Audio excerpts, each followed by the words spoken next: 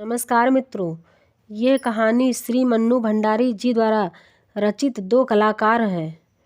दो कलाकार दो सहेलियों की कहानी है, जिसमें बताया गया है कि कलाकार केवल वही व्यक्ति नहीं है जो संगीत, चित्रकला या अन्य किसी कला से जुड़ा होता है, बल्कि किसी की सहायता करना, किसी का जीवन संवारना भी एक कला है। ये कहानी दो सहेलियों अरुणा और चित्रा की है, जो दो पक्की सहेलियां होती हैं और एक ही छात्रावास में एक ही कमरे में रहती हैं। चित्रा को कला से प्रेम है तथा वह एक चित्रकार बनना चाहती है। वह अपनी कला से शोहरत कमाना चाहती है। दूसरी ओर अरुणा एक भावुक लड़की है जो पढ़ाई के साथ साथ समाज सेवा भी करती है। उसके समाज सेवा की लगन है। वह किसी को भी परेशानी में नहीं देखना चाहती है। एक दिन चित्रा अरुणा को ज़बरदस्ती उठाकर अपना चित्र दिखाती है। अरुणा को उस चित्र का कोई औचित्य दिखाई नहीं देता है।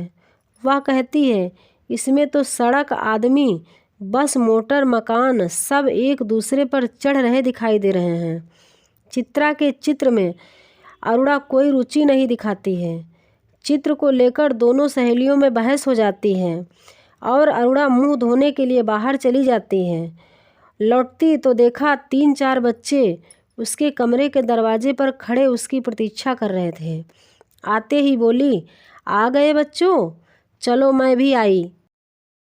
अरुणा को समाज की सेवा में रुचि है। वह बस्ती के चौकीदारों, नौकरों और चपरासियों के बच्चों का पढ़ाने का काम करती है। चित्रा भी उसके इस कार्य का मजाक बनाती है। एक दिन 4 बज गए और अरुणा नहीं लौटी तो चित्रा को चिंता भी हुई और गुस्सा भी आ रहा था।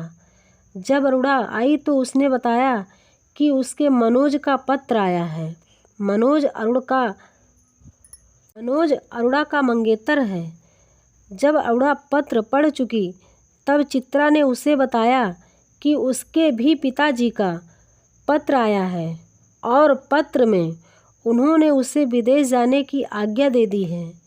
इस बात पर अरुणा मजाक करती है और कहती है कि वह अपने धनवान पिता की इकलौती बेटी है, इसीलिए कुछ भी कर सकती है। अरुणा चित्रा को हंसते हंसते समझाती है कि उसके पास इतनी सुविधाएं हैं तो उसे निर्जीव चित्र बनाने की बजाय 2-4 बच्चों की ज़िंदगी बना देनी चाहिए। चित्रा अरुणा से मजाक करते हुए कहती है, ये काम तो उसने अरुणा के लिए ही छोड़ दिया है। इधर 3 दिन से मूसलाधार बारिश हो रही थी, इसीलिए बाढ़ आ गई थी और बाढ़ पीड़ितों की दशा बिगड़ती ही जा रही थी। अरुणा सारा दिन बाढ़ पीड़ितों के लिए चंदा इकट्ठा करने में व्यस्त रहती थी। वह प्रिंसिपल से अनुमति लेकर बाढ़ पीड़ितों की सहायता के लिए चली गई। 15 दिन बाद जब वह लौटी तो उसकी हालत काफ़ी खराब थी। नहा धोकर जब लेटी तो उसने चित्रा के बाढ़ के बने हुए चित्र देखे। शाम को जब चित्रा लौटी तो उसने अरुणा को बताया कि वह 1 सप्ताह बाद हिंदुस्तान के बाहर चली जाएगी।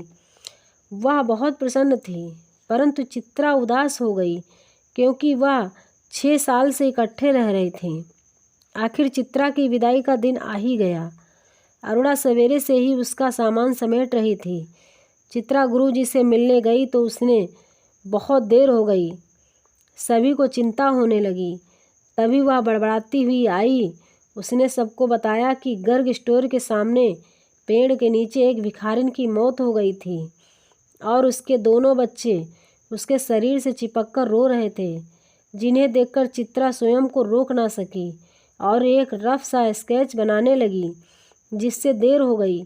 चित्रा को विदाई देने के लिए बहुत सी लड़कियां उसे स्टेशन तक छोड़ने आई, पर चित्रा अरुणा को ढूंढ रही थी।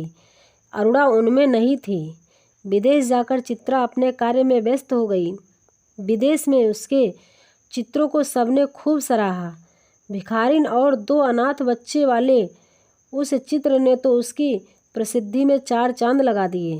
पहले तो उसका और अरुणा का पत्र व्यवहार चला, फिर कम होते होते बंद हो गया।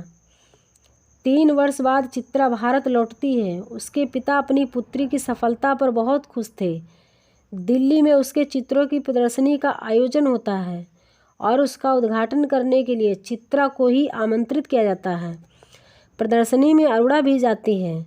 चित्रा ने अरुणा को पहचान लिया और रूनी कहकर उसके गले से लिपट गई। अरुणा के साथ 2 बच्चे भी थे। चित्रा अरुणा से बच्चों के विषय में पूछती है तो वह उन्हें अपने बच्चे बताती है तथा बच्चों को भी चित्रा से मौसी कहकर मिलवाती है। बच्चों के कहने पर चित्रा उन्हें चित्र दिखाती है। घूमते घूमते वे भिखारी चित्र के सामने आ जाते हैं तथा अनेक प्रश्न करते हैं।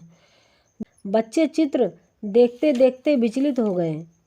अतः अरुणा ने उनको अपने पति के साथ घुमाने भेजा और स्वयं चित्रा को लेकर घर जाने के लिए कहती है। चित्रा को विश्वास नहीं हो रहा था कि वे अरुणा के ही बच्चे हैं। अतः वह फिर से अरुणा से पूछती है। तब अरुणा उसे बताती है कि चित्र में जो बच्चे चित्रा ने चित्रित किए हैं ये वही अनाथ बच्चे हैं। ये सुनकर चित्रा आश्चर्यचकित हो जाती है और सोचती रहती है, एकदम मूक सी बन जाती है, विचारों में खो सी जाती है, वो कुछ बोल ही नहीं पाती है। इस कहानी के द्वारा लेखक पाठकों को ये बताना चाहता है कि कलाकार वही व्यक्ति नहीं जो संगीत कला, चित्रकला या नृत्य कला से जुड़ा हुआ हो, बल्कि किसी की सहायता करना, किसी के जीवन को संवारना भी एक कला है। जिस प्रकार से अरुणा ने दोनों बच्चों को अपनाकर उन्हें नया जीवन दिया, ऐसे महान लोग भी सच्चे कलाकार होते हैं। इस कहानी में यह भी दिखाया गया कि ललित कलाएं केवल मनुष्य के बाहरी रूप को संवारती है, परंतु समाज सेवा तो मनुष्य के आंतरिक संस्कारों को संवारती है। मित्रों, अगर ये कहानी आप लोगों को पसंद आए तो लाइक और सब्सक्राइब कीजिएगा। धन्यवाद।